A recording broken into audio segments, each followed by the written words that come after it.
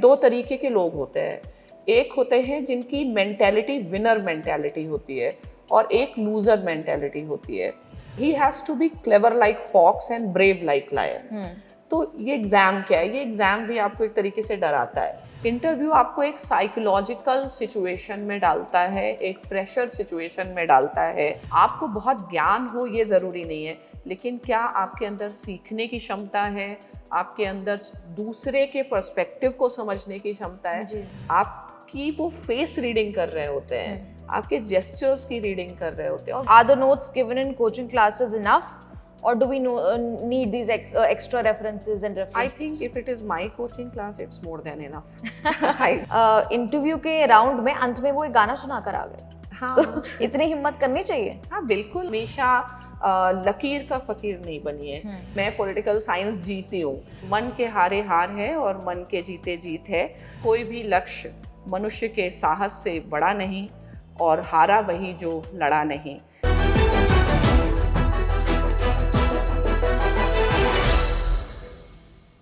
नमस्कार, स्वागत है आपका यूपीएससी एक्स्ट्रा क्लास में। और आज हमारी एक्स्ट्रा क्लास लगी है एक खास मेहमान के साथ। यूपीएससी की आप उन्हें देवी जी कह लीजिए, और अगर अब आप अब भी नहीं समझे तो आपको बताएं, पॉलिटिकल साइंस अगर आप यूपीएससी के स्टूडेंट होते हुए पढ़ना चाहते हैं तो आप एक ही टीचर के पास जाते हैं। नाम भी बड़ा शुभ है उनका, शुभ्रा रंजन। जी हाँ शुभ्रा मैम, बहुत बहुत स्वागत है आपका न्यूज़ तक पर। आपके पास 20 साल का एक्सपीरियंस है स्टूडेंट्स को कोच करने का, उन्हें सिखाने का, उन्हें मौका देने का कि वो आपसे सीख सकें।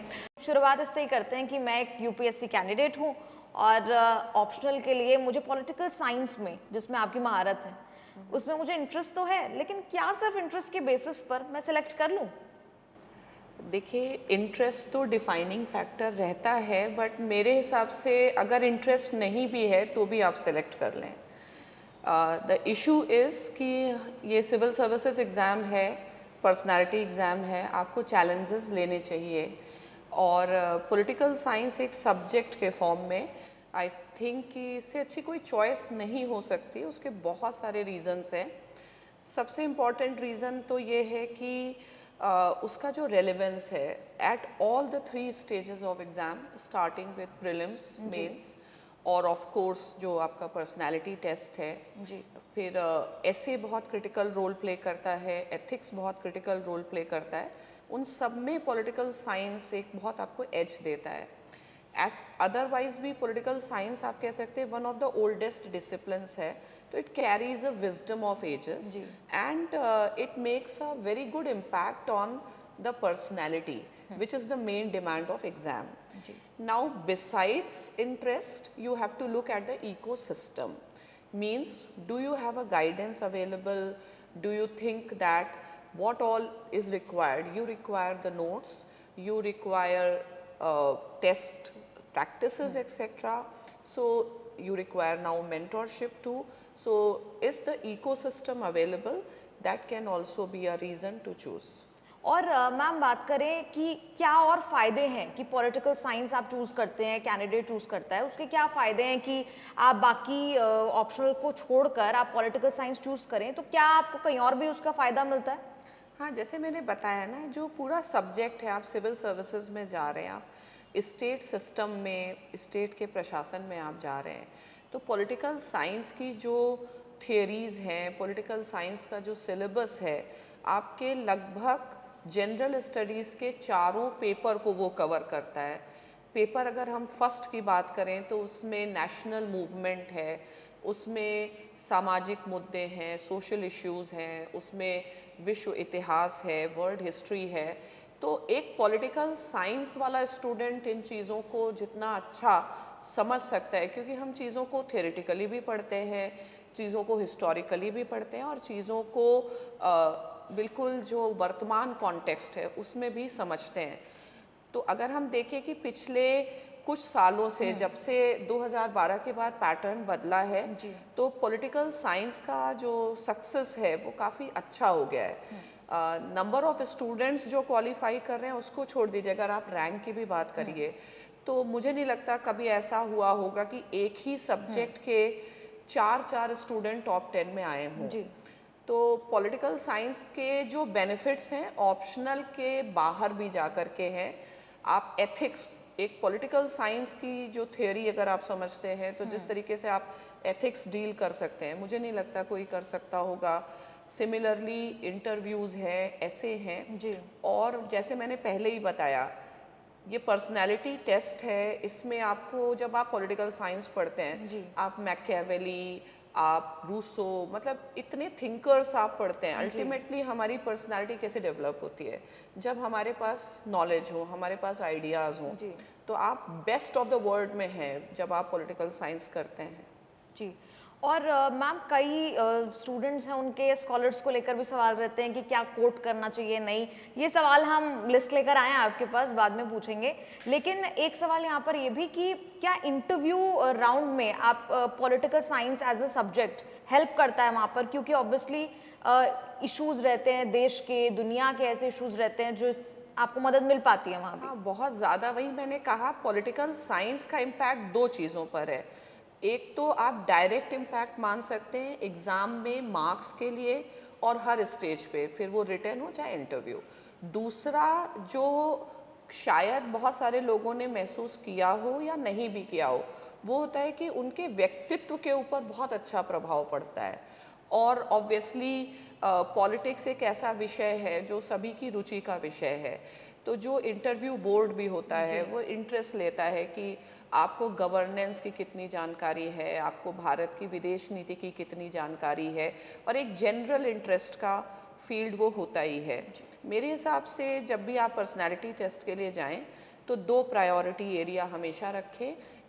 I will say 3 priority area रखें। एक तो भारत की अर्थव्यवस्था की जानकारी, वो बिल्कुल कंट्रोल में होनी चाहिए। भारत की जो भी नई नीतियाँ बन रही हैं, और विदेश नीति, क्योंकि अभी विदेश नीति का बहुत महत्व हो गया है। हम ग्लोबलाइज्ड वर्ल्ड में रह रहे हैं, तो डोमेस्टिक और इंटरनेशनल दोनों में काफ़ी डिफरेंसेस नहीं रहे हैं। तो अगर इन तीनों चीज़ों के ऊपर आप अच्छी पकड़ रखते हैं, और जब आप पॉलिटिकल साइंस लेते हैं तो चीज़ों को आप सैद्धांतिक स्तर पर समझते हैं। तो चीज़ें अगर आप सैद्धांतिक स्तर पर जानते हैं तो बहुत अच्छे से आप उसका विश्लेषण कर सकते हैं। अच्छा मैम, अगर मैं गलत नहीं हूँ तो टीना डाबी, रिया डाबी, ये आपके स्टूडेंट्स रहे हाँ, हैं। टीना तो डाबी, रिया डाबी, और मतलब हाल ही में जो टॉप रैंक 10 यस, जिनकी थी। इस साल की जो रैंक 2 है जी। अंकिता, जी। और रैंक 5, रैंक 7, रैंक 10। तो ये टॉप रैंकर कैसे बनते हैं? इसका फॉर्मूला आज बता दीजिए। मेरे हिसाब से ये तो शायद बच्चों पे ही डिपेंड करता है काफ़ी कुछ। जी। और लोग थोड़ा फोकस्ड होते हैं।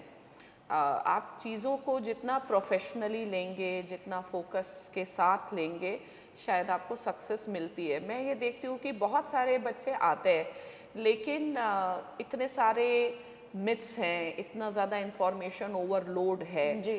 तो उन चीज़ों के बीच आकर के अपने आप को बहुत कंफ्यूज कर देते हैं। और अल्टीमेटली वही है कि आपके अंदर डिटर्मिनेशन, जो भी बच्चा इस फील्ड में आए तो सबसे पहली बात वो पॉजिटिव माइंडसेट लेकर के आए, जी। कॉन्फिडेंस लेकर के आए।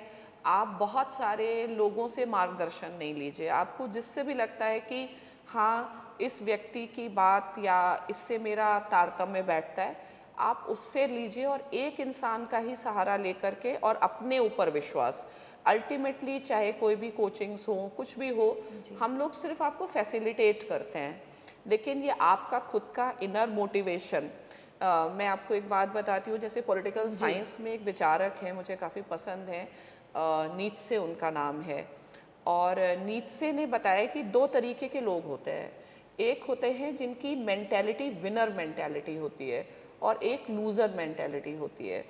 तो आप जब इसमें आ रहे हैं, अगर आप उस विनर मेंटेलिटी के साथ आएँ तो उसका सर्टेनली बहुत प्रभाव पड़ता है, क्योंकि अल्टीमेटली हमारा माइंड बहुत चीज़ें शेप करता है। जी।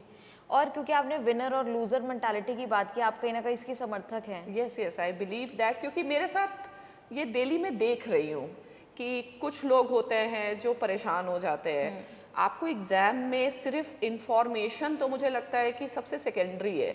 आप कितना इमोशनली स्टेबल हैं, आप इंटरनली कितना स्ट्रांग हैं, आपको चीज़ों को देखने का, आपको चैलेंजेस लेने में मज़ा आता है या आप चैलेंजेस से डरते हैं। तो अल्टीमेटली इन चीज़ों का प्रभाव पड़ता है। जी। और लेकिन हम कितना ही उसको नकार लें, लेकिन जब भी यूपीएससी या बड़े एग्जाम की आप तैयारी करते हैं, कहीं ना कहीं जिटरी आप होते हैं, नर्वस होते हैं, और हो सकता है कि उतने फुल कॉन्फिडेंस के साथ आप शुरुआत में ना आ पाएं। तो ऐसा क्या आप सजेस्ट करेंगे स्टूडेंट्स को कि वो एक पॉजिटिव आउटलुक के साथ, एटीट्यूड के साथ आगे आ पाएं? देखिए, मैं तो ये कहूँगी कि जैसे सिविल सर्विसेज परीक्षा है, कंपटीशन लेवल बहुत हाई है और आपको ये मानसिकता मनानी पड़ेगी कि चीज़ें इतनी आसान नहीं हैं, और जब तक मैं अपने को उस तरीके से ढालूँगा नहीं तो मुझे नहीं वो चीज़ें मिलेंगी नहीं। जी। तो इस एज में, जब आपका बहुत क्रिटिकल एज है, आप बहुत तरीके के प्रोफेशंस चुन सकते हैं, कोई ज़रूरी नहीं भी है कि एक सिविल सर्विसेज में ही जाएं। लेकिन अगर आपने इसको अपना चॉइस बनाया है, आप ये समझिए कि मतलब व्हाट इज़ द कॉस्ट, तो आपको इसको पूरा देना पड़ेगा। सिविल सर्विसेज के हिसाब से आपको बदलना होगा जी। और आपको इंटरनली बहुत ज़्यादा एक इच्छा शक्ति की ज़रूरत है। तो वो इच्छा शक्ति होगी। You can not afford to be foolish. आप कमज़ोर होना सोच नहीं सकते, क्योंकि कंपटीशन का नियम क्या है? कंपटीशन का नियम है सर्वाइवल ऑफ द फिटेस्ट। तो आप पहले उस चीज़ को आंकें कि क्या आप इसकी जो डिमांड है आप उसको फुलफिल कर सकेंगे, क्या आप मेंटली स्ट्रांग हैं कि नहीं, क्या आप इमोशनली स्ट्रांग है कि नहीं।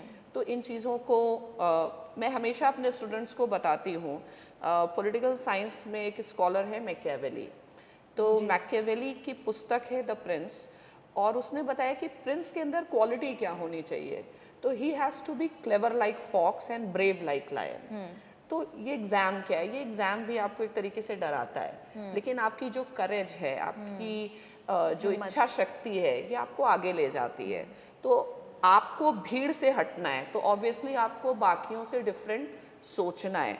और ऐसा नहीं है कि हम परिवर्तन नहीं कर सकते। मैंने लोगों को देखा है, बहुत साधारण पृष्ठभूमि के होंगे, ग्रेजुएशन में कुछ खास परफॉर्मेंस नहीं होगा, लेकिन उसके बाद भी जब एक मैच्योरिटी आ गई, चीज़ें समझ गई, तो लोग कर लेते हैं। तो आपका मोटिवेशन, आपकी इच्छा शक्ति, आपको इस गोल के प्रति कितना पैशन है, ये चीज़ें डिटरमाइन डेफिनेटली करेंगी। जी।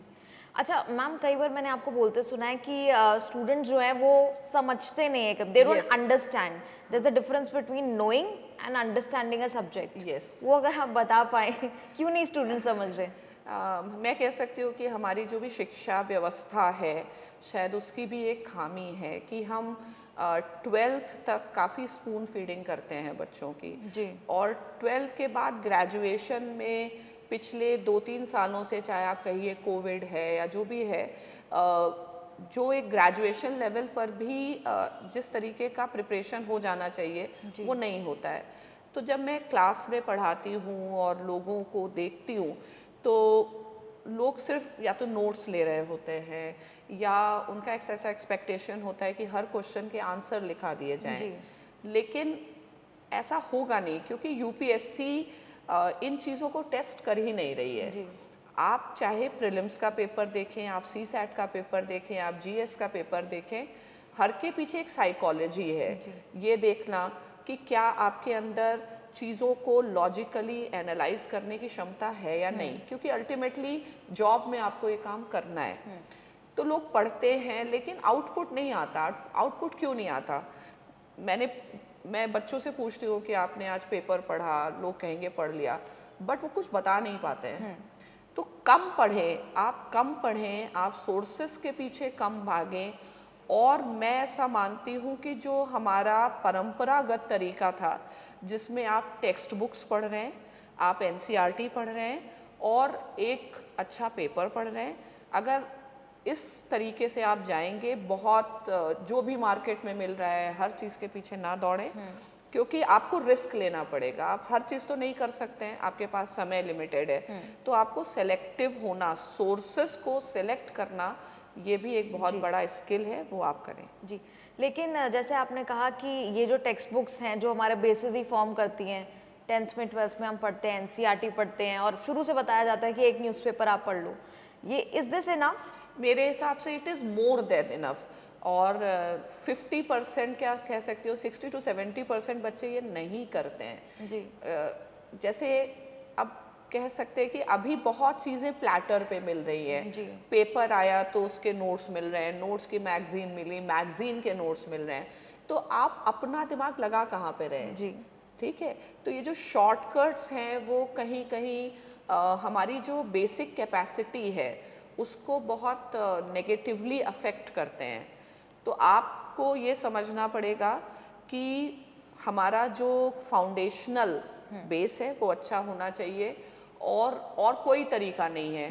और जैसे मैं एक्सपीरियंस के हिसाब से बता रही हूँ कि जिन बच्चों ने अच्छा परफॉर्म किया है उन्होंने किस तरीके से चीज़ें ली हैं, तो मटेरियल के पीछे नहीं भागें, शॉर्टकट्स के पीछे नहीं भागें। अल्टीमेटली एक जिसको हम कहते हैं स्किल डेवलपमेंट या कैपेसिटी डेवलपमेंट, वो करें, समझें, खुद का भी दिमाग लगाएं, क्योंकि अल्टीमेटली एग्जाम्स में क्वेश्चंस वही चीज़ें चेक करेंगी। जी। शुभ्रा मैम, कुछ सवाल भी हैं स्टूडेंट्स के आंसर राइटिंग को लेकर। पहले एक स्टूडेंट ने पूछा कि पॉलिटिकल थ्योरी सेक्शन में कई बार आप कुछ एग्जाम्पल्स देना चाहते हैं, वो एग्जाम्पल्स कंट्रोवर्शियल भी हो सकते हैं, देश दुनिया से जुड़े हुए, और कंट्रोवर्शियल सब्जेक्ट्स हों, तो क्या वो देने चाहिए एग्जाम्पल, या थोड़ा बचकर चलना चाहिए, थोड़ा पॉलिटिकली करेक्ट वहाँ पर साउंड करना चाहिए? देखिए, आपका पर्पस क्या है? आपका पर्पस ये दिखाना तो है नहीं कि आप किस चीज़ को सही समझ रहे हैं, आप किस चीज़ को अगर हम मूल्यात्मक बात करें तो वो तो पर्पस है नहीं। पर्पस ये है कि थ्योरी को आप करंट से रिलेट करके दिखा पाते हैं, और एग्जाम्पल ये शो करता है कि आपको थ्योरी की समझ है। तो आपको अगर ऐसा डाउट लगता है तो आप कंट्रोवर्शियल चीज़ें क्यों करें?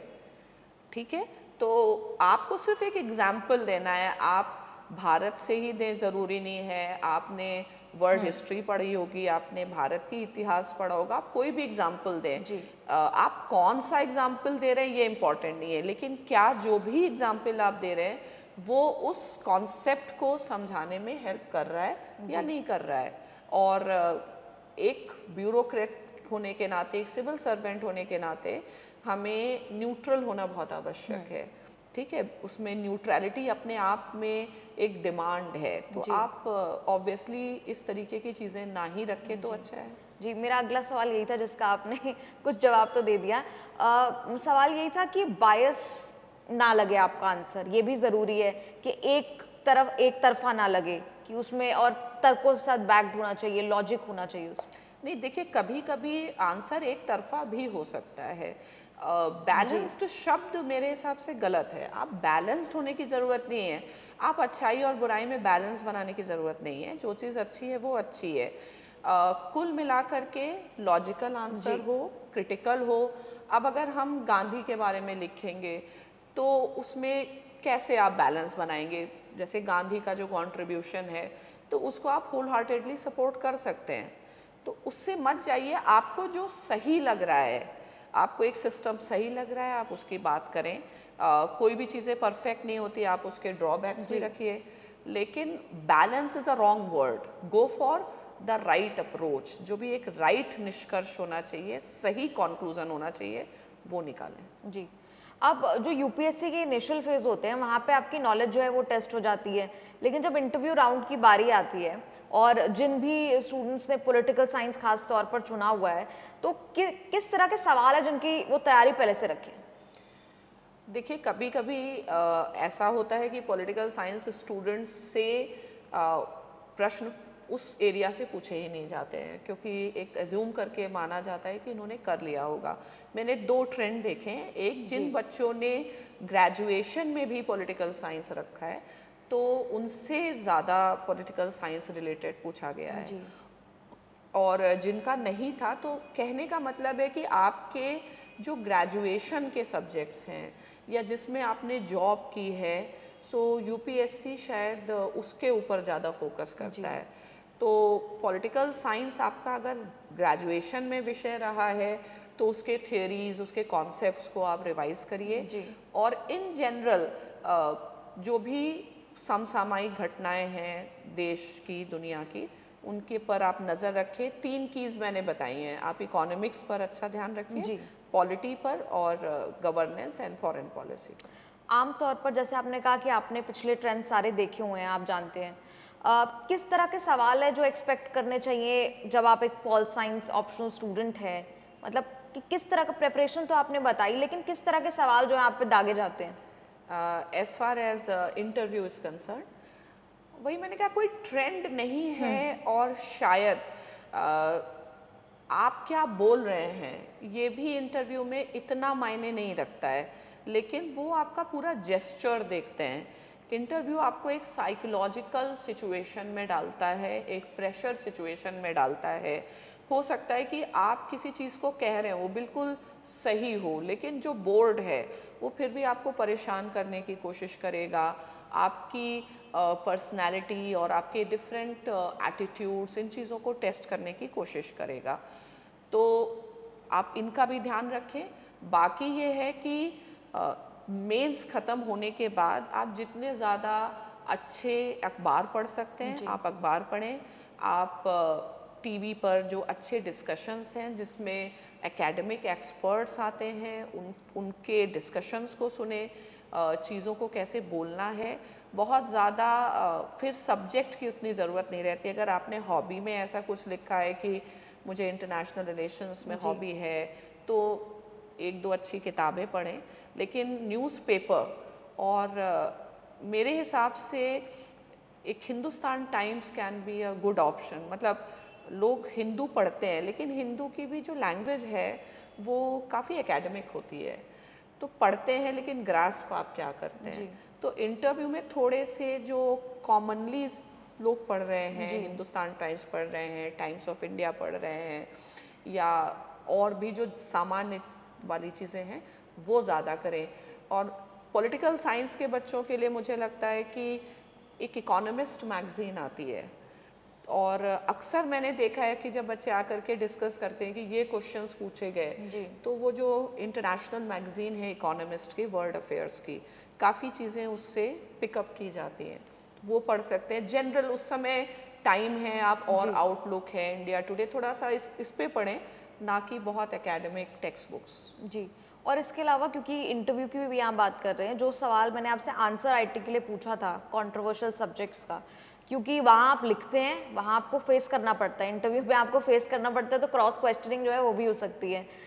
कोई भी ऐसा टॉपिक कंट्रोवर्शियल रहा हो, देश में कोई प्रदर्शन रहे हों, या कोई ऐसी मांग रही हो, एजुटेशंस रहे हों, जिसको लेकर आपको सवाल कर लिया जाए, किस तरह जवाब देना चाहिए? क्योंकि उसमें असमंजस तो रहता ही है। देखिए, मेरा मानना है कि मेजॉरिटी ऑफ सिचुएशन में जो भी सरकार का पर्सपेक्टिव होता है वो सही होता है, क्योंकि जब नीतियां बन रही हैं तो केवल एक पॉलिटिकल पार्टी नहीं बना रही है, एक पूरा विशेषज्ञ आप कह सकते हैं, सिविल सर्वेंट्स हैं, और बहुत उस ढंग से बनती है। तो सरकार के पर्सपेक्टिव को आप अच्छे से समझें, और मेजॉरिटी ऑफ सिचुएशन में किसी भी पार्टी की सरकार होगी तो जो भी पॉलिसीज़ होंगी वो ऑब्वियसली रैशनल होती हैं, उसके रैशनेल को आप समझें, उसके अंदर क्या सुधार की संभावना है, और एक सकारात्मक दृष्टिकोण रखें। आप कोई आंदोलन करता नहीं हैं, आप सिस्टम में जा रहे हैं। आप ऐसे व्यक्ति होने चाहिए जो सिस्टम को सिस्टम में अच्छे से रह सके, और सिस्टम के लिए प्रॉब्लम ना हो आपसे चीज़ें जो सिस्टम है। और अल्टीमेटली आप कह सकते हैं कि आपके मूल्य वही होने चाहिए जो कॉन्स्टिट्यूशन में लिखा हुआ है। तो अगर नहीं है तो आप बनाइए, क्योंकि कॉन्स्टिट्यूशन के हिसाब से चीज़ों को देखिए, और हमेशा पॉलिटिकली थोड़ा सा न्यूट्रल रहें, सेंसिटिव चीज़ें ना करें। और जब आप अपनी बहुत ज़्यादा आइडियोलॉजिकल बात करते हैं तो उससे ये नहीं फ़र्क पड़ता है आप किस आइडियोलॉजी के हैं, लेकिन फ़र्क ये पड़ता है कि आप अपनी भावनाओं को कंट्रोल कर पा रहे हैं कि नहीं कर पा रहे हैं। तो व्यक्ति का एक पर्सनल स्फीयर है, व्यक्ति का एक पब्लिक स्फीयर है। तो पब्लिक में हमारा क्या तरीका होना चाहिए, हमें अगर अपने कुछ पर्सनल व्यूज़ हैं वो कहाँ पे व्यक्त करने चाहिए, तो इस चीज़ की समझ तो होनी ही चाहिए। यही मेरा अगला सवाल भी था, जिसका जवाब आपने पहले ही दे दिया फिर से, कि जब भी इस तरह के कंट्रोवर्शियल सब्जेक्ट्स पूछे जाते हैं, जैसे आपने कहा कि एक न्यूट्रल आपको रहना ही चाहिए, लेकिन उसके बावजूद अगर एक ऑब्वियसली हर किसी की एक पर्सनालिटी है, कुछ ओपिनियन है, कुछ उनका अप्रोच है उसको लेकर, तो वो अपना जो अप्रोच है, जो आपने कहा पर्सनल स्फेयर की आपने बात की, वो दबा लेना चाहिए ये, क्योंकि ऑफ कोर्स आपको वो ऑफर करना है ना जिसकी डिमांड है। जी आप एडमिनिस्ट्रेशन में जा रहे हैं, आप सरकार का हिस्सा बनने जा रहे हैं, तो ये तो आपने खुद चूज़ किया है, आपके ऊपर कोई बाध्यता थोड़ी है। अगर आपको लगता है कि सरकार और उससे मेरा बहुत डिफरेंट आइडियोलॉजी है, तो आप और फील्ड्स हैं, आप मीडिया में जा सकते हैं, आप जैसे एडवोकेसी ग्रुप्स हैं, बहुत जगह जा सकते हैं, लेकिन आप जहाँ जा रहे हैं उसके लिए तो आपको उस मानसिकता में अपने आप को तो ढालना पड़ेगा ही, वरना वो आपको क्यों सेलेक्ट करेंगे। और वो जो 15-20 मिनट का समय है, वो जी समय इसलिए नहीं है कि मैं अपने विचारों को रखूं, वो समय ये है कि मुझे सिविल सर्विसेज में जाना है, तो मैं इसके अनुरूप जो मेरे इंटरव्यू वाले हैं वो लगे कि ये व्यक्ति उसके अनुरूप है। बाकी हज़ार मीडियम्स हैं, आप उसको एक्सप्रेस कर सकते हैं, वही 20 मिनट थोड़ी हैं उन चीज़ों को एक्सप्रेस करने के लिए। जी। और जब इंटरव्यू में जाते हैं, क्योंकि आप 20 साल का एक्सपीरियंस आपके पास है, आप शायद देख के समझ जाती होंगी कि इनमें से कौन से वो स्टूडेंट्स हैं जिनके बहुत ज़्यादा चांसेस हैं यूपीएससी क्लियर करने के। तो जब इंटरव्यू राउंड में जाता है कोई स्टूडेंट्स, तो उनमें क्या वो खूबियाँ होनी चाहिए कि एक पैनलिस्ट को, 4-5 जो भी पैनलिस्ट होते हैं वहाँ पर मौजूद, उन्हें कन्विंस कर पाए वो? देखिए वही है, आप थोड़ा कितना काम है, कंपोज हैं आप ये समझिए जैसे जब ये इंटरव्यू लिया जा रहा है तो वो जी हमारा इंफॉर्मेशन टेस्ट नहीं लिया जा रहा है। आपको ये भी समझना पड़ेगा कि नॉलेज की भी कोई लिमिट नहीं है। हो सकता है मैं बोर्ड में कोई भी आंसर नहीं जानते हो, जी लेकिन क्या हम अपने जो हमने नॉलेज गेन की है उसके बेसिस पर चीज़ों को लॉजिकली एनालाइज कर सकते हैं या नहीं कर सकते हैं। जी और आप ये समझ जाइए कि लोग जो हैं वो आपको प्रेशर में डालेंगे ही, वो पर्पस ही है क्योंकि पर्सनालिटी टेस्ट ही है। लेकिन क्या आप अपना काम कंपोज बना के रख रहे हैं, कितना आप सहज हो सकते हैं इन परिस्थितियों में। और ये मान के ही चलना पड़ेगा कि भाई जो इंटरव्यू बोर्ड में बैठा है उसका बहुत बड़ा एक्सपीरियंस है, वो ये सोच के ही बैठा है कि इस बच्चे को ग्रिल करना ही करना है। हालांकि पिछले 2-3 साल से जो भी इंटरव्यूज़ हो रहे हैं उसमें ग्रिलिंग नहीं देखी जा रही है और काफ़ी कंफर्टेबल इन्वायरमेंट देखा जा रहा है, चीज़ें बदल रही हैं। तो आप जैसे हैं आप सहज रहें, आप प्रेशर नहीं लें। इंटरव्यू एक सिचुएशन है जिसमें आप प्रेशर लेते हैं कि आपके लिए एक बहुत बड़ी चीज़ है, आपने बहुत मेहनत करी है तब आप वहाँ पर पहुँचे, लेकिन उसी 20 मिनट में आप अगर उस प्रेशर को भूल जाएं और बहुत कंफर्टेबल रहें, अपनी पर्सनालिटी के बहुत अच्छे एस्पेक्ट्स को आप डिस्प्ले कर पाएँ, and I believe there is no second chance, और why to think about the second chance. तो ये एक चांस है, इसका यूज़ करें। आपको ये दिखना है कि आप एक ऐसे व्यक्ति हैं जिसके साथ सीनियर्स भी काम करने में कंफर्टेबल होंगे, जिसके साथ सबॉर्डिनेट्स भी काम करने में कंफर्टेबल होंगे। आपको बहुत ज्ञान हो ये ज़रूरी नहीं है, लेकिन क्या आपके अंदर सीखने की क्षमता है, आपके अंदर दूसरे के पर्सपेक्टिव को समझने की क्षमता है, जी। तो कुछ पर्सनालिटीज़ पे आप वर्क करें। क्योंकि आपने ग्रिलिंग की बात की, कई बार समझा जाता है, आपने कहा कि पिछले कुछ वक्त में तो हाँ। बहुत ज़्यादा ग्रिलिंग की बात नहीं दिखी, लेकिन आमतौर पे एक कॉमन परसेप्शन है कि कोई 3rd डिग्री, कोई काला सा रूम होगा, वैसा वैसा तो कुछ नहीं है। नहीं, वैसा नहीं है, और ऐसे डर बना दिया जाता है। और मैंने देखा है कि बहुत फ्रेंडली इन्वायरमेंट रहता है, काफ़ी कंफर्टेबल रहता है। कभी कभी बच्चों को उस सिचुएशन में डाला जाता भी है। फॉर एग्जांपल जब कुछ बोर्ड्स होते हैं जो बहुत फैक्चुअल क्वेश्चंस पूछते हैं, तो उस समय बच्चों को एक सॉर्ट ऑफ प्रेशर होता है क्योंकि आपको उतनी चीज़ें याद रहती नहीं है। लेकिन यही है कि आप उसके बावजूद भी क्या आपने जेस्चर बना के रखा है, क्या आप एक रिस्पॉन्सिबल मैच्योर व्यक्ति लगते हैं कि नहीं, आप इसके ऊपर ज़्यादा ध्यान दीजिए। क्योंकि कोई किसी की बात सुन नहीं रहा होता है, आपकी वो फेस रीडिंग कर रहे होते हैं, आपके जेस्चर्स की रीडिंग कर रहे होते हैं, और वो भी समझते हैं कि एक बच्चा है जिसने ग्रेजुएशन किया है, 21-22 साल का बच्चा है, तो उससे कितना नॉलेज आप एक्सपेक्ट कर सकते हैं। तो पर्सनालिटी, कैपेसिटी, सोच, इन्हीं चीज़ों पे ज़्यादा आप ध्यान रखिए। अच्छा, ये तो काफ़ी सीरियस बात हो गई। एक कैंडिडेट थे इसी बार जो हाल ही में रिजल्ट्स आए थे, उसमें कैंडिडेट थे जिनका मैंने इंटरव्यू भी किया था। उन्होंने बताया कि इंटरव्यू के राउंड में अंत में वो एक गाना सुना कर आ गए। हाँ, तो हाँ। इतनी हिम्मत करनी चाहिए। हाँ, बिल्कुल। अगर आपको क्या है, आपको चीज़ों को मोड़ना है अपनी तरफ। आपको ऐसा करना है कि जो लोग हैं वो आपसे इंटरेस्ट बना के रखें और आपसे बात करना चाहें। जी। तो आपके अंदर अल्टीमेटली ये क्या है, आप जब एडमिनिस्ट्रेशन में जा रहे हैं तो एक तरीके की लीडरशिप इसके लिए। जी। लीडर क्या होता है? जो चीज़ों को अपनी तरफ मोड़ सकता है। तो इंटरव्यू में ये स्किल आप डेवलप करिए कि लोग वो चीज़ पूछें जो आप, जहाँ पर आपको एक्सपर्टीज़ है, जिसमें आप कंफर्टेबल हैं। तो आप जैसे पहला क्वेश्चन कर रहे हैं, लेकिन वो क्वेश्चन आप कहाँ पे ख़त्म कर रहे हैं। तो ये सब के लिए मैं यही कहूँगी कि आपको स्मार्ट होना बहुत ज़रूरी है। लेकिन इसका मतलब ये तो नहीं कि हर किसी को गाना सुनाना जाके। नहीं नहीं, गाना आप मत सुनाइए और किसी को फॉलो नहीं करिए।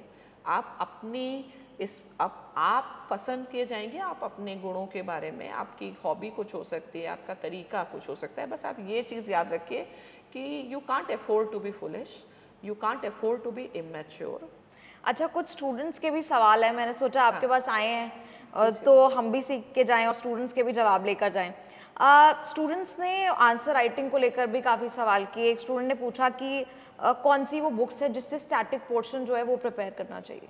आप पॉलिटिकल साइंस के बारे में जानना चाहते जी, हैं या general political science. Political science? मैं तो वैसे कहूँगी कि प्रेफरेबली अगर मेरा क्लास आपने किया है तो आप क्लास पर ही फोकस करें। और बेसिक बुक्स वही होती हैं। गौबा है, ओपी गौबा की बुक है। इंडियन गवर्नमेंट एंड पॉलिटिक्स में BL फाडिया की बुक है। फॉरेन पॉलिसी में कोई खास स्पेसिफिक बुक नहीं होती है। तो आप राज्यसभा टीवी है, ORF है, इनके डिस्कशंस जी। आप सुन सकते हैं। और विदेश नीति या वो जो वर्ल्ड पॉलिटिक्स है उसमें बेलिस एंड स्टीव स्मिथ की पुस्तक आती है। जी। लेकिन ये है कि क्या आप पुस्तक समझ पाते हैं, क्या आपके पास जी। इतना टाइम है? तो जितनी सिंपल किताबें आप रखेंगे उतना ज़्यादा उसमें फ़ायदा होगा, क्योंकि ये सब चीज़ अंडरस्टैंडिंग के ऊपर बेस्ड है। तो आप अगर खुद से पढ़ाई कर रहे हैं तो आप बिल्कुल नॉर्मली किसी भी यूनिवर्सिटी में जो ग्रेजुएशन की बुक्स होती हैं जी। आप ले लीजिए। कुछ नहीं है तो आई थिंक इग्नू भी एक अच्छा सोर्स माना जा सकता है। एक ही सोर्स आप रखें। जी। और कहाँ से पढ़ रहे हैं उससे ज़्यादा इम्पॉर्टेंट है आप कैसे पढ़ रहे हैं। चीज़ों को समझें, प्रीवियस ईयर के क्वेश्चंस को आप एनालाइज करें, देखें कि एक पर्टिकुलर टॉपिक में पूछना का ट्रेंड क्या है और उस ट्रेंड के हिसाब से अपने की नोट्स को बनाइए। जी, अगला सवाल भी कुछ जुड़ा ही है। इसमें पूछा गया है कि are the notes given in coaching classes enough और do we need these extra references and I reference think books? if it is my coaching class, it's more than enough. I don't know about the others. क्योंकि मैं ये कोशिश करती हूँ कि बच्चों को मटेरियल के लिए नहीं भागना पड़े। और साथ में जब मैं पढ़ाती भी हूँ तो मैं इस बात पर फोकस करती हूँ कि लोग चीज़ों को समझ जाएं। और बेसिक्स सारा होता है उसमें। उसके साथ साथ आप वही कोई भी एक अच्छा न्यूज़पेपर ले लीजिए, आप उससे उन चीज़ों को बस अपडेटेड रखिए। और क्वेश्चंस लिखना तो फिर प्रैक्टिस से आता है। जी। तो आप जब लिखेंगे, आप ब्रेनस्टॉर्मिंग करेंगे, फिर आप उसको लिख पाएंगे। जी। अच्छा, अगला सवाल ये है कि how to prepare the dynamic portion in paper 2 of PSIR? हाँ, तो पहली चीज़ ये है कि आप ये समझ लीजिए कि पेपर 2 जो PSIR का है, एक बड़ा मिथ है कि वो करंट अफेयर्स है। वो करंट अफेयर्स है नहीं। क्वेश्चंस की आप एनालिसिस कीजिए। क्वेश्चंस इवन जो फॉरेन पॉलिसी पे पूछे जाते हैं वो भी बहुत थ्योरी के ऊपर बेस्ड होते हैं। तो थ्योरी ही उसका एक की है। सोर्सेस को आप लिमिट रखिए। या जो भी पेपर आप कर रहे हैं, आप एक पेपर से वो चीज़ें अपडेटेड हो जाएंगी। ज़्यादा डायनेमिक के लिए परेशान मत होइए।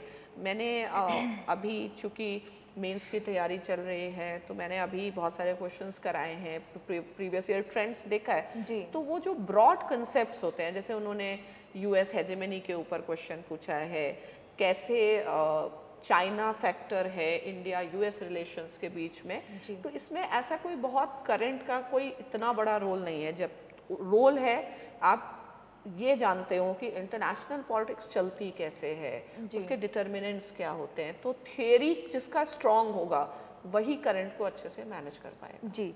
और स्कॉलर्स वाली बात अब आ गई। स्टूडेंट्स पूछ रहे हैं कि how many scholars do we need to quote in an answer? कितने स्कॉलर्स को कोट करना चाहिए और क्या जरूरी है हर आंसर में स्कॉलर को नहीं, कोट किया बिल्कुल जाए? भी ज़रूरी नहीं है। ये डिपेंड करता है, मतलब आप वैरायटी से आंसर लिख सकते हैं, ये ह्यूमैनिटीज़ का तरीका है। जी। मुझे ऐसे लगता है कि शायद मैंने ही पॉलिटिकल साइंस सिविल सर्विसेज में पढ़ाना चालू किया और मैंने ये एक्सपेरिमेंट किया कि हम कोट्स दें तो कुछ थोड़ा सा अच्छा लगेगा, लेकिन अगर जी। कोट्स नहीं हैं और उसके कारण आपके अंदर कोई हीन भावना आ रही है तो वो मत रखिए। ट्रेंड्स को आप बदलिए, हमेशा लकीर का फ़कीर नहीं बनिए। किसी ने कोट्स लिखे हैं तो ज़रूरी नहीं है, आप बहुत तरीके से चीज़ों को लिख सकते हैं आप। और कोट्स जो हैं, जैसे न्यूज़पेपर में जो एनालिस्ट आ रहे हैं वो डेली आते रहते हैं, लेकिन अगर आप इंटरनेशनल पॉलिटिक्स के थियरिस्ट को अच्छे से समझते हैं जी। तो आप थियरिस्ट्स को कोट करें। और हर आंसर एक जैसा नहीं होना चाहिए, बड़ा मोनोटोनस हो जाएगा कि हर में आपने दो कोट्स लिख दिए, ऐसा नहीं है। आप कहीं लिखिए, कहीं नहीं लिखिए। कई बच्चे ये गलती करते हैं कि 25-25 कोट्स लिख देते हैं, लेकिन कोट्स से थोड़ी आपको आंसर मार्क्स मिलेंगे। वो भाई जो एक स्कॉलर है उसकी अपनी समझ है। आप कोट्स लिख रहे हैं वो ये शो कर रहा है ना कि आपने वो पढ़ा है, लेकिन आपने खुद क्या समझा है। तो 70% आंसर आपकी खुद की समझ को दर्शाना चाहिए। कोट्स आपको सब्सटैंशिएट कर सकते हैं और कोट्स के पीछे मत भागें। सबसे सिंपल है, आप जयशंकर जी के स्पीचेस को फॉलो करें जी। और प्राइमरीली उन्हीं को आप कोट करें, क्योंकि उनको हम दोनों ढंग से देख सकते हैं, एक एडमिनिस्ट्रेटर और मिनिस्टर के साथ साथ, क्योंकि वो किताबें भी लिखी हैं उन्होंने, तो एक एकेडमिशिया के फॉर्म में भी हम देख सकते हैं। तो उससे ज़्यादा कोई ऑथेंटिक सोर्स आज के टाइम में इंडिया में नहीं है। आप ऑब्वियसली उन स्पीचेस को फॉलो करें और एक वैरायटी रखें आंसर में। हर में एक मतलब एक लकीर का फ़कीर जो मैं कह रही हूँ ना कि मोनोटोनस है, आपकी तरफ से कोई क्रिएटिविटी नहीं आ रही है। कभी आप डेटा प्रेजेंट करें, कभी आप कोट्स प्रेजेंट करें, वैरायटी रखें। जी। एक सवाल ये भी कि एक स्टूडेंट पूछ रहे हैं कि what should be the strategy to score more than 300 marks in optional? सीधा आपसे पूछ रहे हैं कि कैसे लाएं मार्क्स? देखिए, आप मार्क्स पर नहीं जाइए कि 300 है, 400 है, जो भी है, क्योंकि मार्क्स में एक कंपैरेटिव परफॉर्मेंस होता है, एक ऑप्शनल दूसरे ऑप्शनल में। मेन चीज़ है कि आप अपना बेस्ट दें। मार्क्स में यूपीएससी कभी स्केलिंग भी करता है, तो 300 लाना इशू नहीं है। इशू ये है कि हर क्वेश्चन का जितना ज़्यादा अच्छा कॉम्प्रिहेंसिव आंसर हम बना सकते हैं, आप उसकी कोशिश करें। इसको क्वांटिटेटिव क्राइटेरिया से मत देखें, इसको देखें कि क्वेश्चंस हमने ठीक से हल किए हैं। मेनली प्रॉब्लम ये रहती है बच्चों में, जो मैंने देखा है कि वो क्वेश्चन समझते नहीं हैं। क्वेश्चन का थीम क्या है, तो इसलिए क्वेश्चन को आप 2-3 बार पढ़िए। जब आप 2-3 बार पढ़ते हैं तो आपको उस क्वेश्चन का एसेंस समझ में आता है। जी। किसी भी क्वेश्चन में एक ग्रैंड आइडिया छुपा होता है, तो आप उसको डीकंस्ट्रक्ट करें, वो ग्रैंड आइडिया निकालें और उसके अराउंड चीज़ों को बिल्टअप करने की कोशिश करें। जी। अच्छा, एक आखिरी सवाल है कि what is the difference while writing answers in GS 2 and section B of paper 1? देखिए, डिफरेंस नहीं होता है, मैंने पहले भी बताया है।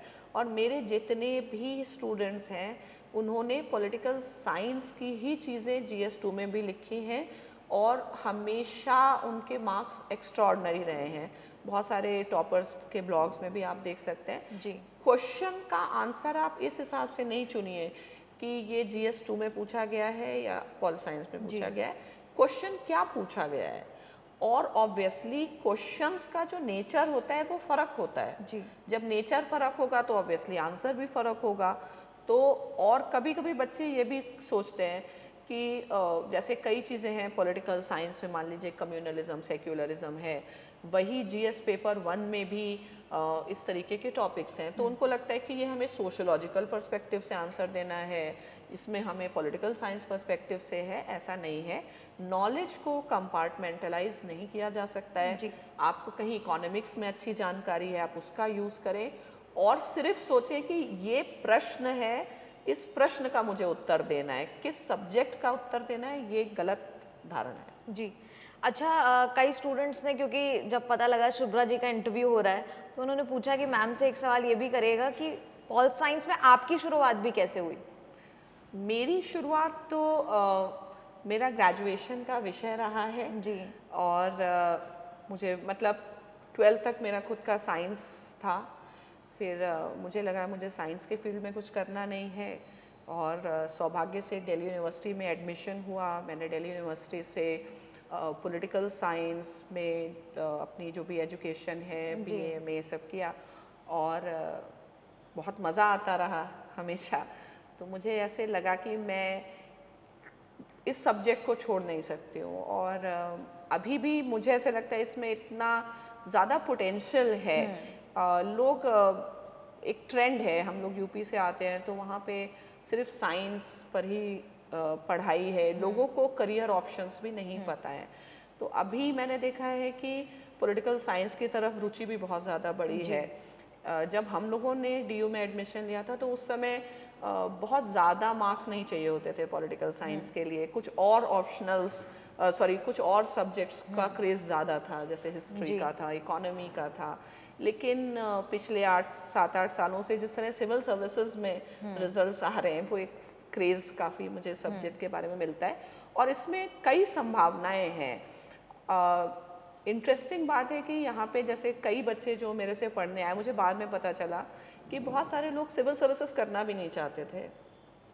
तो उसमें कुछ बच्चे जो हैं जो पंचायत में प्रधान हैं और वो बहुत अच्छा काम कर रहे हैं, कुछ लोग मीडिया में चले गए हैं, बहुत सारे उसके कारण भी आते हैं। तो मैं तो कहूँगी कि मेरी शिक्षा हुई है, मैं पॉलिटिकल साइंस जीती हूँ बिकॉज इतना ज़्यादा मेरे को क्लासेस में ही मैं इन्वॉल्व रहती हूँ और उसके बाद क्लासेस के लिए भी पढ़ाई तो करनी ही पड़ती है because I also want to give my best. तो शायद मेरा 17-18 घंटे पॉलिटिकल साइंस के ही एनवायरनमेंट में जाता है। और आप इतनी बिजी हैं इसलिए हमें सुबह 9 बजे का टाइम मिला है आपके साथ बात करने के लिए। आप सीतापुर उत्तर प्रदेश से हैं और सुना ये भी कि आप जहाँ आप पली बड़ी वहाँ पर पढ़ाई का बहुत ज़्यादा माहौल नहीं था, ये मैंने सुना, अगर मैं गलत नहीं हूँ।